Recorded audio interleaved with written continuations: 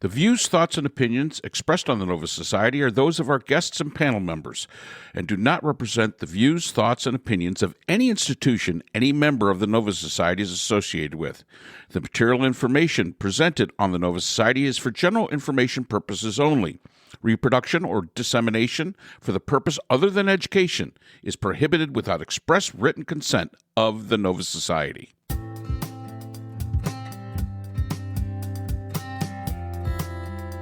We'd like to welcome everyone back to the Nova Society, and today our panel will be doing a series where we're going to answer some questions from emails from listeners from 4 different countries, and they all revolve around the recent European Union elections and the rise of the far right in the European Union Parliament.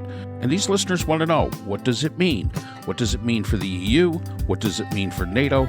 And what could it mean for the relationships of the EU with the United States? So let's listen in.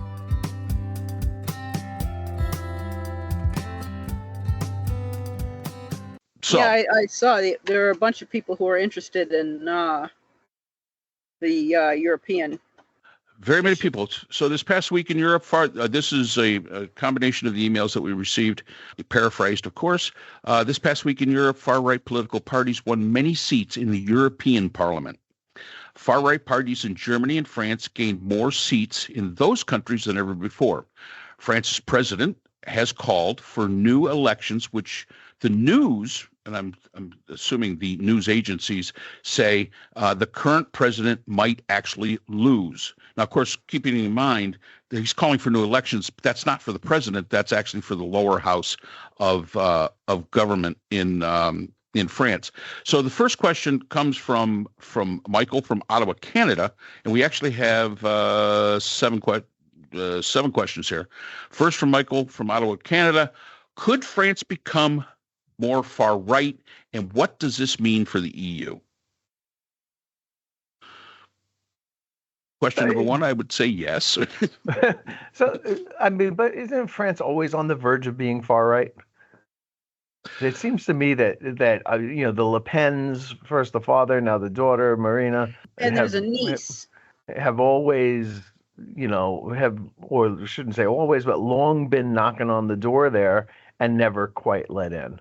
The fact that Macron was willing to call for an election kind of signals that he does think that he's going to win that, and he's going to get himself a mandate in France to continue his leadership there.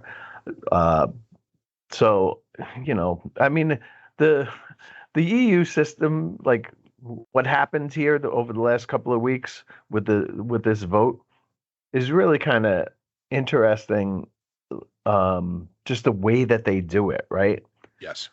So they have, every country, of course, has a number of seats that's based on its population, but then they're sort of organized into these like families, right? That are cross-national, and it's just people who share political orientations. And in this last election, the very far right family, which is called the Identity and Democracy Group, won 131 seats out of the 720 that were available in the parliament. So that's their best showing ever. It's a significant number, obviously, but they don't have a majority, right? And so they're not likely to influence EU policies, because the traditional parties hold 450 of those 720 seats. Right. So it's a kind of an interesting way of doing business, the way I look at it. Well, it's very parliamentarian. I mean, that's the way many parliamentarian governments work. And the important thing to remember is that the largest party is actually center-right. They are center-right. And the problem that the commissioner, who's in charge of everything, has right now is she doesn't have enough votes to have a majority. So, of course, they have to create coalitions, just like the British Parliament and the Canadian Parliament and all that. And they have to create these coalitions. Israel, all of them, yes. And the problem that she's run into is that she can go to the far right. She can do that, which they don't want to do. but many in that center right, because she's actually reached out to center left, and the center right people in her group are basically saying, no, we don't want you to do that. We'll abandon you if you reach anywhere left. So she's kind of stuck at this point in time, trying to come up with a way to cobble this together, and that's where their power comes from. Is in the power sharing that you get when you have to have these coalitions, and nobody has a clear, solid majority. And Marine Le Pen has a niece whose name I cannot remember, who is also in politics. I don't know how old the young woman is. I want to say she's in her late 20s. I could be wrong. Who was elected to something, some sort of position, I believe, in all this. And I wanted to add that one possibility is that Macron may, if he loses the election, and the far right Le Pen and whatever candidate she's put forward, some guy, I don't know if it's Justin. It's Jordan Bardella. Yeah. Thank you. This man. If they go ahead until 2027, 2028, whatever year it, and they completely decimate their objectives and don't deliver on both cutting taxes and increasing spending, which clearly are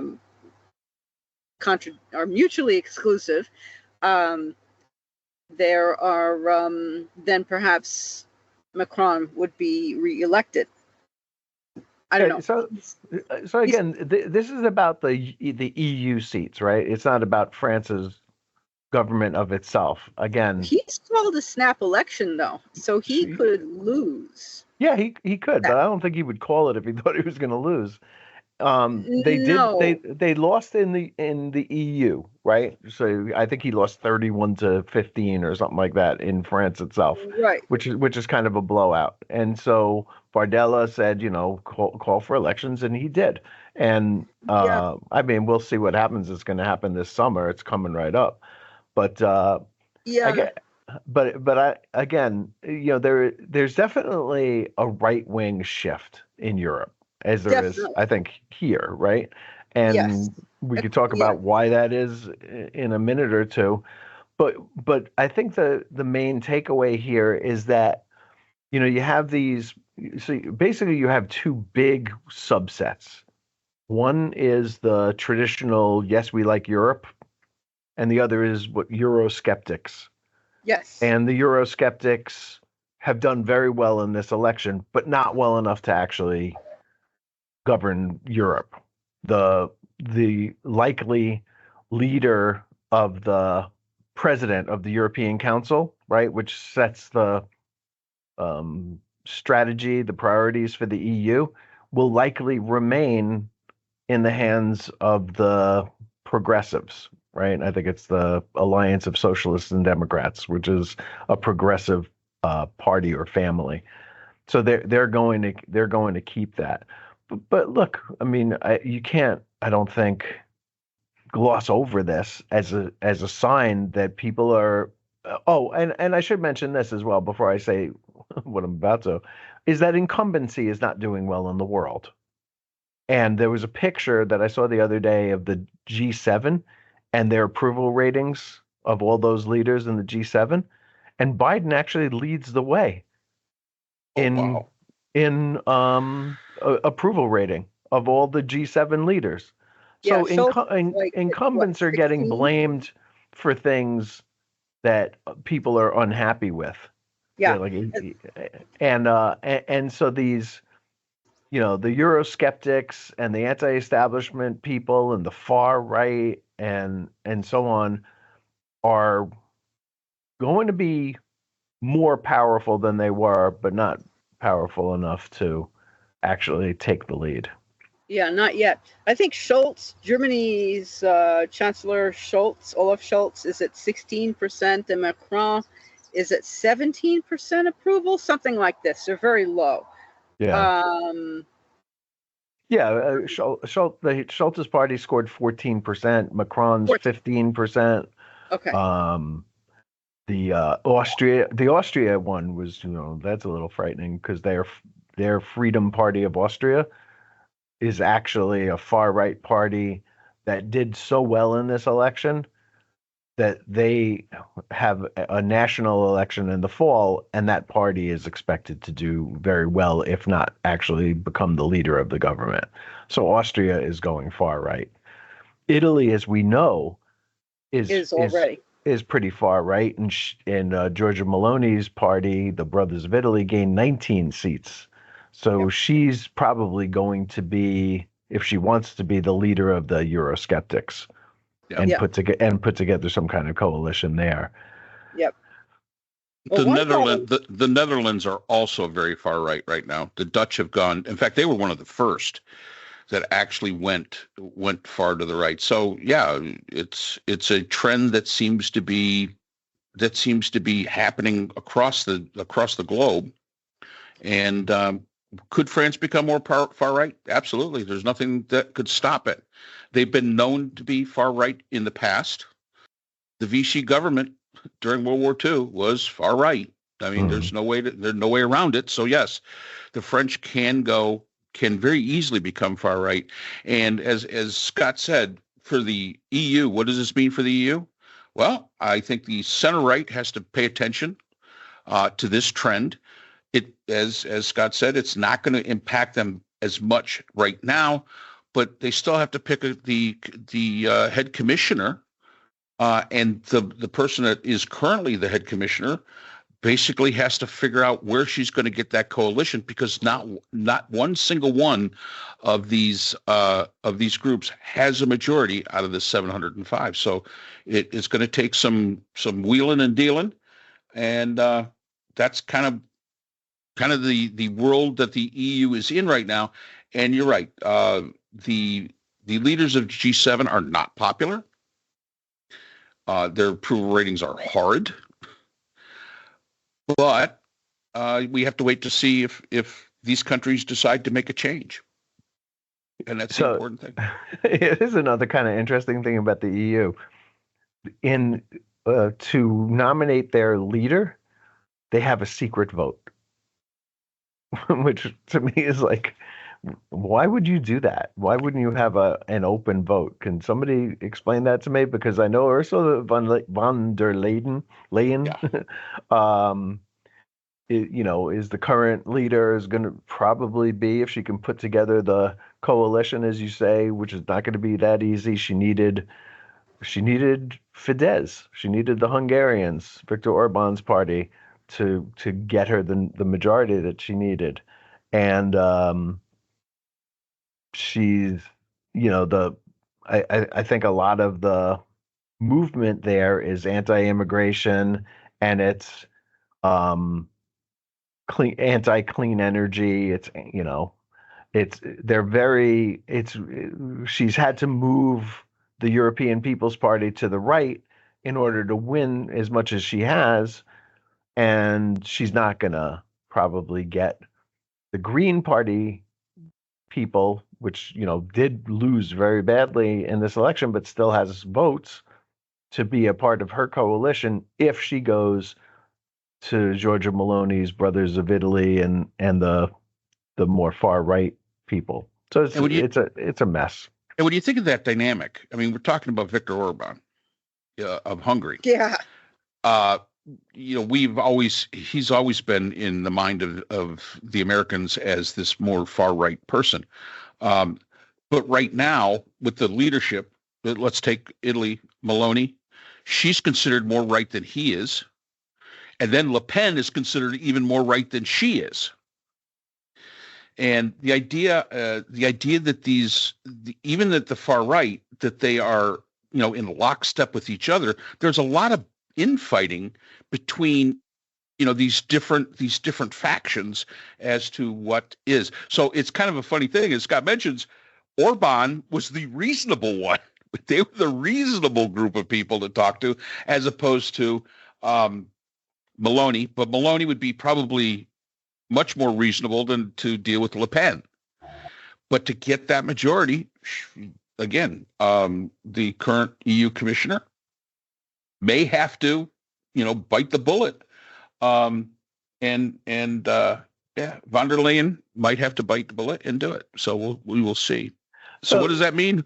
More chaos in the EU. That would be and more conflict with the nationalism. Yeah, Scott, go ahead. Well, just another thought here is that along with this anti-incumbency, which seems to be an international trend, right?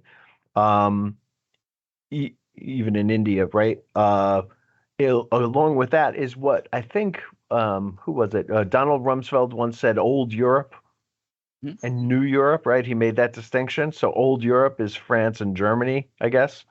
And he was saying, hey, it's time to appeal to the new Europeans rather than the old Europeans. And now it does seem that France and Germany are losing a little standing as the leaders of the EU, which is kind of interesting. Yeah, absolutely. Absolutely. So that's all the time we have for today's episode. The Nova Society is a production of the Phoenix Research Institute. We'd like to thank our sponsor for this week's episode, the Phoenix Research Group, an independent research consortium offering social issue solutions to NGOs and international government agencies through multidisciplinary, nonpartisan, and unbiased research. We'd also like to thank our podcast partners, Buzzsprout, who hosts the Nova Society, Audacity, our editing partners, Podkite, who does all our analytics, iHeartRadio, where people get their music and podcasts, Apple iTunes, the largest source of music and podcasts on the internet, Spotify, the most popular source for the Nova Society. The Nova Society is available on all these and other quality platforms mentioned in our description. We'd like to thank our listeners. Without you, the Nova Society would not be possible. If you have a comment, a question, or would like to be a guest on the Nova Society, we can be reached at nova.society.podcast@gmail.com. Always remember, the power of society is knowledge. So for Dr. Scott Gershworth, Dr. Priscilla Hobbs, Dr. Brooklyn Ann Weldon, and all of us here at the Nova Society, I'm Dr. Mark Bound. Be well, and we hope to see you again next time.